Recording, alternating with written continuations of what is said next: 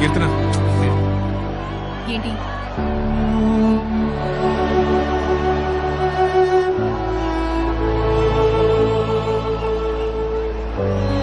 Second half start అయింది. ఈ match లో ఆంధ్ర టీం పుంజుకుంటుందో లేదో చూడాలి.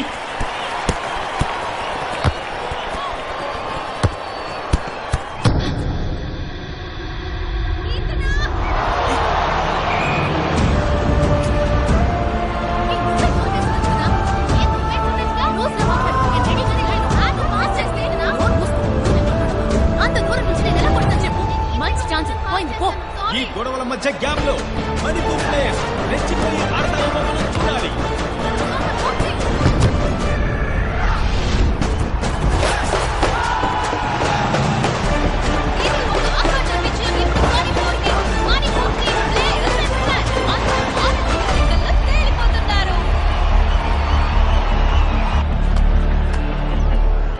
సారీ బిఫోర్ అట్లా if you lose one more match ఊరికి వెళ్ళిపోవాల్సింది. ఢిల్లీకి ఫస్ట్ టైం అనుకుంటాను. ఎనీవేస్ ఊరు చూసి వెళ్ళు. First match your team is completely out of form. Easy win for Manipur. ఇంత తేలిగ్గా మిస్ అయ్యామేంటా అని ఫీల్ అవుతున్నారా? మాకు మంచి కోచ్ ఉండుంటే ఖచ్చితంగా ఈ మ్యాచ్ గెలుచుండేవాళ్ళం. ఫెడరేషన్ అబ్జర్వ్ చేస్తుంది అనుకుంటా. వాళ్ళు హెల్ప్ చేస్తే మేము మిగిలిన మ్యాచెస్ అయినా టఫ్ ఫైట్ ఇచ్చి గెలవడానికి ప్రయత్నిస్తాం. Thank you. ఖచ్చితంగా ఈ టీం కప్పు గెలుచుకొస్తుంది. వెళ్ళు వెళ్ళు వెళ్ళి ఇక్కడి నుంచి. బిగులు కప్పు ముఖ్యం. బిగులు మాకు మంచి కోచ్ ఉండుంటే మేము ఖచ్చితంగా ఈ మ్యాచ్ గెలుచుండేవాళ్ళం.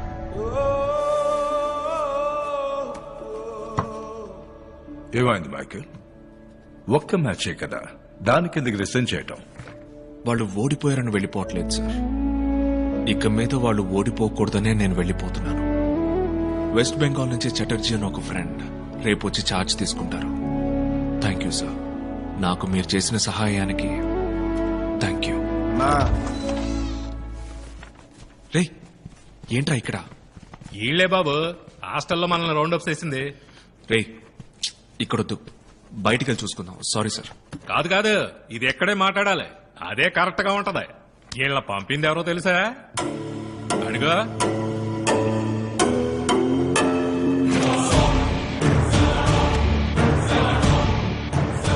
ఏంటి సార్? రాజప్ప. నమస్కారం. నమస్కారం. మీ క్రిమినల్ రికార్డ్స్ వల్లే అతన్ని టీంలోకి తీసుకోలేదు. They don't want to take such a risk. Sir నా వృత్తికి వాడికి ఏ సంబంధం లేదు సార్. సో మీకు నేను చెప్పిన కారణం నచ్చలేదు కదూ? Excuse me.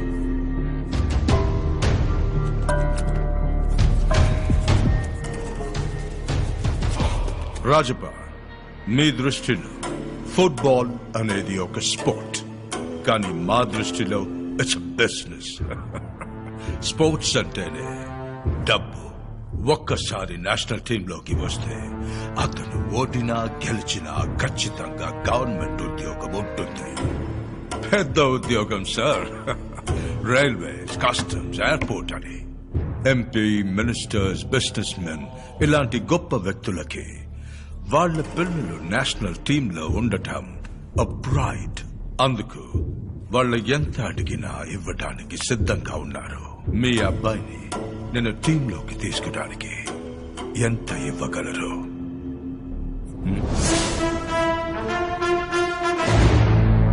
10 పైసలు కూడా ఇవ్వను. నేను ఎంతైనా ఇవ్వగలను, కానీ ఆ పని చేస్తే నా బిడ్డ అర్హతని నేనే అవమానించిన వాడవుతాను. వాడికి తెగింపు ఎక్కువ, వచ్చేస్తాడు. చూస్తాను. నన్ను కాదని మీరు ఏం సాధించలేరు. సార్ మేము ప్లేయర్సే. ఈ ఫుట్బాల్ ఆట మాకు తెలియదు, కానీ మా ఆట దడ దడ పుట్టిస్తుంది. వస్తా సార్.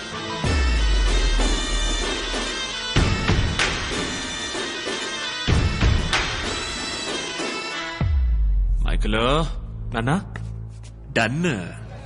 బిగులు రావుదురు కొట్టు దగ్గర ఆపు. పొద్దునే వస్తా అన్నా, మర్చిపోయా. సరేనన్నా, నువ్వు బయలుదేరు, నేను వచ్చేస్తా. ఓకేనన్నా, రండ్రా.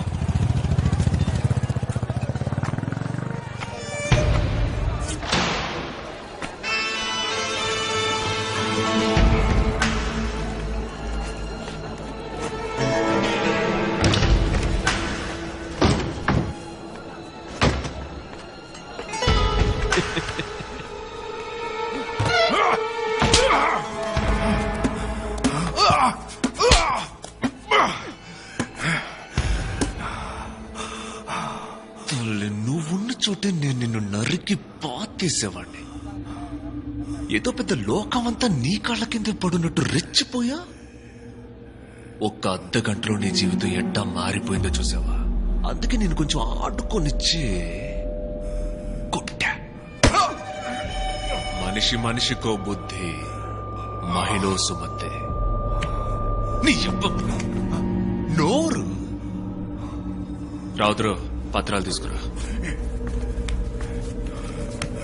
మా వాడిని టీంలోకి తీసుకోవడానికి నువ్వు నన్ను డబ్బులు అడిగావనుంది. సంతకం పెట్టు. నా పని పోతుంది. ఓ, సంతకం పెట్టకపోతే మరి నీ ప్రాణం పోతే పర్వాలేదా? పెట్టో సంతకం. ఉన్నోళ్ళు పైకి రావడానికి 1000 అడ్డదారులున్నాయి. పేదపికి పైకి రావడానికి స్పోర్ట్స్ లాంటి 1-2 ఉన్నాయి. అందులోనూ వ్యాపారమా?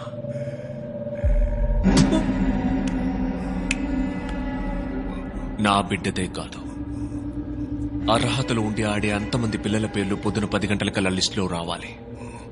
రాలేదే అనుకో, ఈ పత్రాలు ఎక్కడుండాలో అక్కడుంటాయి. ఏయ్ శర్మ, పనే కదా పోయేదని తేడా చేసావే అనుకో, ప్రాణం ఉంటే నిన్ను పనికిరాని వాడిగా చేసి పారేస్తా.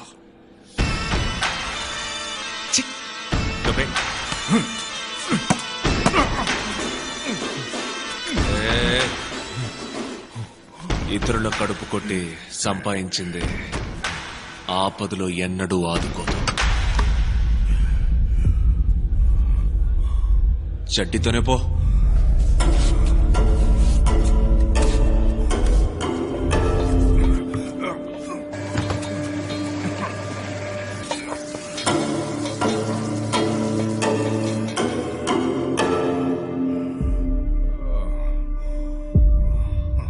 వాడి స్థానంలో వాడిని మనం ఏమీ చేయలేం. నా మాట వినండి. వాడి కొడుకు ఢిల్లీకి వస్తాడు కదా, అక్కడ వాడి సంగతి చూస్తాను. వచ్చా, చూస్తున్నాను. వెళ్తానంటే వెళ్ళు. మిగతా లెక్కనే దీంతో సరి చేసుకుంటాను. ఇంకా కుదిర్చాడు కదా మా నాన్న నీకు. అది టాయిలెట్ లో మాస్ కోట్ వేసుకుని కోచ్ గా నుంచోవడం కొంచెం బోర్ కొట్టుద్ది అనుకున్నా, కానీ విల్లన్ గాడు వచ్చేసరికి ఆటకి వేడి పుట్టుకొచ్చింది కదా. నా ప్లేయర్స్ గ్రౌండ్ లో ఆడుకుంటారు, మనం బయట ఆడుకుందామా చిన్న? ప్లేయర్స్ కండగా ఉంటా, కప్పు గెలుచుకుంటా, ఆ తర్వాత మన చేతిలో నువ్వు మటాష్ అంట. ఏంది ఈ ఫుట్బాల్ అయినా మా 4-5 ఏళ్లుగా మనకు కొంచెం దూరం అయిపోయింది, కానీ శాతలన్నీ అమ్మ ఫ్లోలో ఉన్నాయి. లో ఉన్నావు, పవర్ లో ఉన్నావని ఈ గిల్లి కిచ్చికలు ఆటలు ఆడావనుకో, నీ తల్లి నీకంటే నేను బెటర్ ఆటగాను సంజయ్. నువ్వు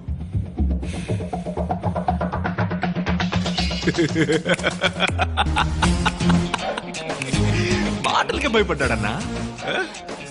రాజపాటని మాత్రమే చూసావు, మైకల్ రాజపాటని చూసావే అనుకో, దెబ్బకే